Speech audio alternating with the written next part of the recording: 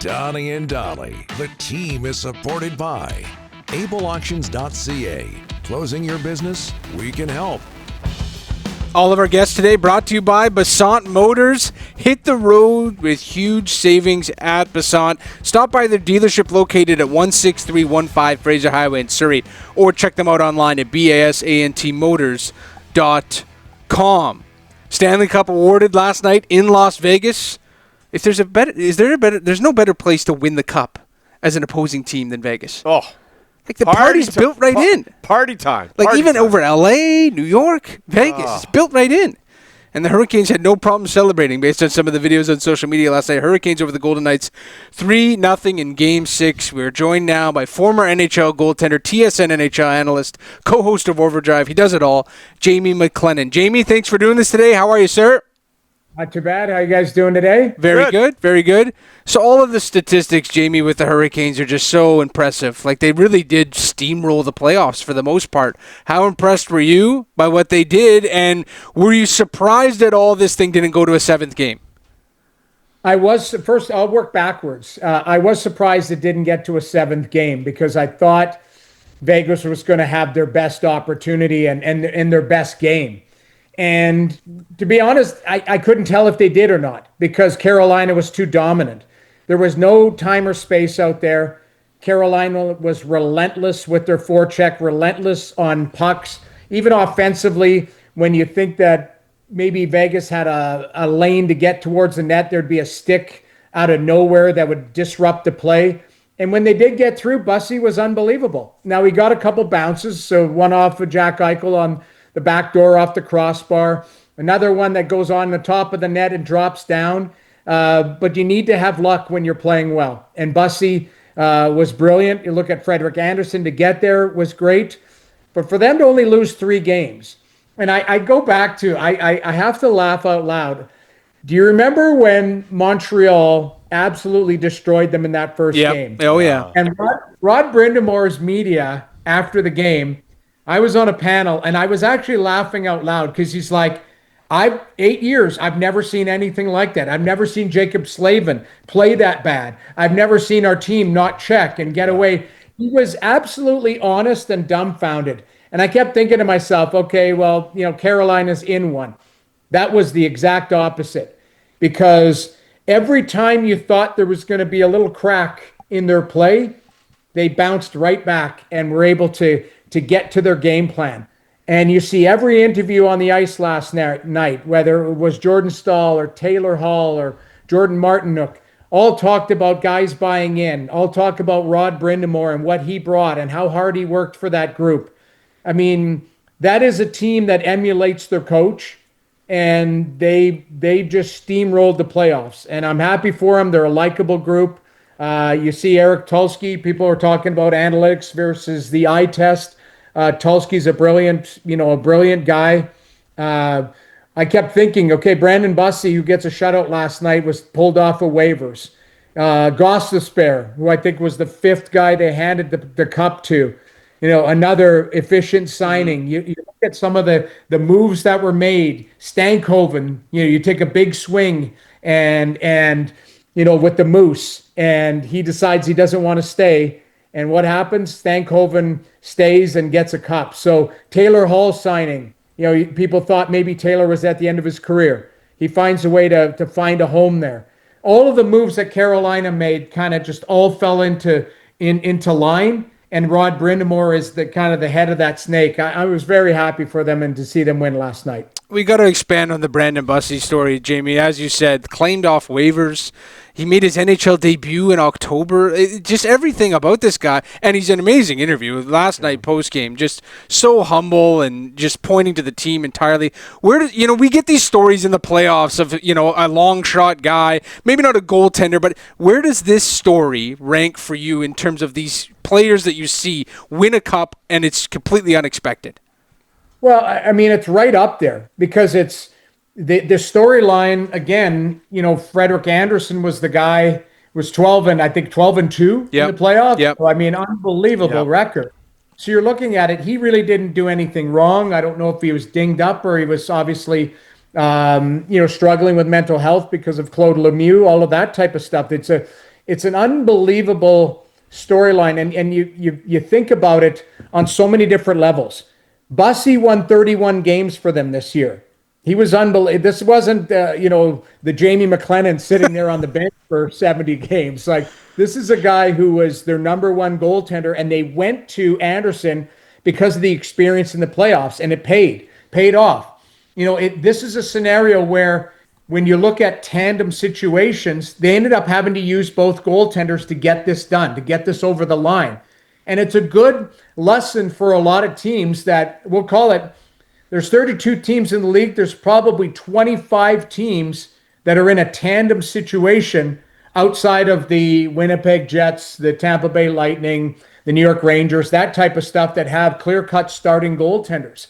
So it is kind of a lesson of how you're able to use both goaltenders, regardless of the situation. They found a way to do it. So Bussi's an unbelievable story. I don't know what his future holds. I think he's a fantastic goaltender, but could you see him having a market correction next year? Maybe that teams figure out him a little bit, him being a 27-year-old rookie. I watched him in the AHL All-Star game a couple years ago when he was with Providence. He certainly's had a unique career and pathway. I think of Logan Thompson, a lefty goaltender who's kind of erratic in the net and aggressive. Logan has kind of found a way to be at the top of the goaltender hill, and it's taken him a while and a unique path as well. So it's a great story for Bussi and a great story for Carolina. And another great story is Jordan Staal. 37-year-olds are not supposed to win the Conn Smythe. Jamie, what did you think of him? I thought he was brilliant. And I loved his emotion in his interview afterwards. He was tearing up saying, like, I just wanted it so much. I mean, here's a guy that goes 17 years in between a Stanley Cup, wins one as a rookie in 2009. You think, okay, you win something as a rookie, you think that's going to happen every year. Took him 17 years to raise it again. And I was, the Conn Smythe was warranted. His body of work in the finals.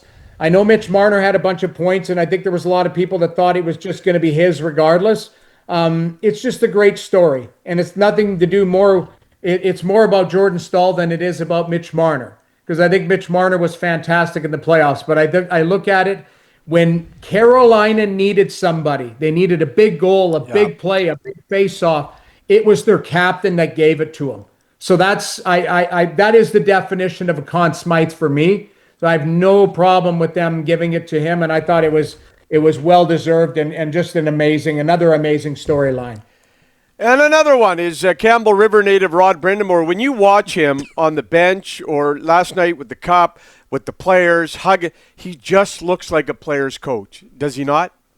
He is. I mean, the most intimidating thing was when he took his dress shirt off in the dressing room, and he's in better shape than every player in that room. Bingo. That's the crazy part. And honestly, I had a friend who was a coach there with Rod years ago, and to a point where I think they had to have, I'm not lying, I think everybody, the organization had to have a conversation with Rod about his workouts because he was so intimidating for every player. So imagine being a young player coming into the organization and your coach is in the gym working harder than anybody else in that room. It's humbling. So I remember the coaches joking, but it was a serious conversation saying like Rod was going to have to stagger his workouts to allow the players in the gym so that they wouldn't be intimidated by their coach. And I don't think it's as much as intimidating as he's inspiring. And you see his mic'd up moments when he comes into the room, he's pacing, he's talking, he's raw emotion. And what he does is he drags it out of those guys.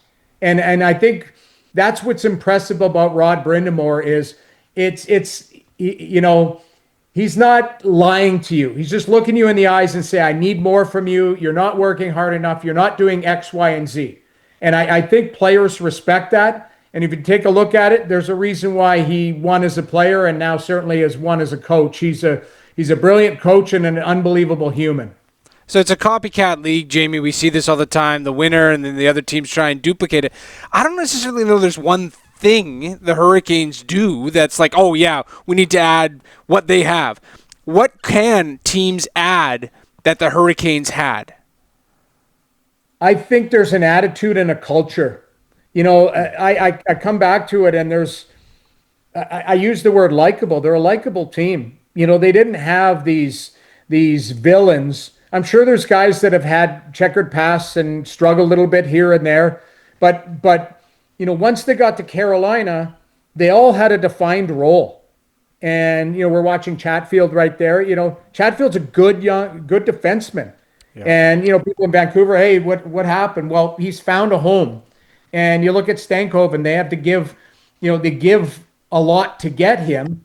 You know, Rantanen, they had to give Stankoven to Carolina for Rantanen if you're Dallas. But I think it's the attitude. I think it's the culture. And it shows that, you know, they have superstar players, but the superstar players are kind of wired the same way as the coach. Aho, Svechnikov, you know, I look at Jarvis. They're not these guys that are larger than life. They're really good players, and we'll call them star players, but they play within a system. And I don't think they're guys that just hunt points and hunt the camera and just, you know, make it all about them. They are really good players that fall within a system and fall within a team structure. And to me, you're right. I don't know how you replicate that. I think what you do is you try and have a culture that puts team in front of points, team in front of everything. And, you know, however they came about it, you have to give Eric Tulsky and his management group a lot of credit too. They swung for the fences. They got Rantanen, and it wasn't going to work there, so they turned him into Stankoven.